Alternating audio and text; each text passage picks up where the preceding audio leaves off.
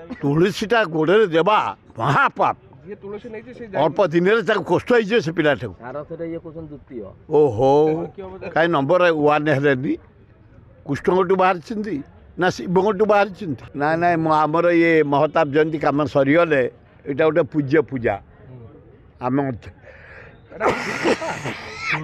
ପିଲାଟା ତୁଳସୀ ଧରିକି ଆମେ ଅଞ୍ଚଳବାସୀ ପୂଜା କରିଥାଉ। ଆଜି ରାଜଧାନୀ ବାର୍ତ୍ତା ଡକ୍ଟର ହରେକୃଷ୍ଣ ମହତାବ ପଣ୍ଡିତ ଜବାହରଲାଲ ନେହେରୁ ତାଙ୍କୁ ମନେ ପକାଇବା ପାଇଁ ଆମେ କରି ଆସିଛୁ। 21ରେ ସରିଗଲା ପରେ ଆମେ କେବେ ଏ ଚାରିଟା ଗିରି ଖଣ୍ଡଗିରି, ଉଦୟଗିରି, ଲବଙ୍ଗଗିରି ଏବଂ ଧଉଳିଗିରିରେ ଅରାଜକତାକୁ ଆମେ ସୁଯୋଗ ଦେବୁନି। ଆମେ ୟାର ଦୃଢ଼ ପ୍ରତିବାଦ କରିବୁ, ଜବରଦସ୍ତ ବନ୍ଦ କରିବୁ।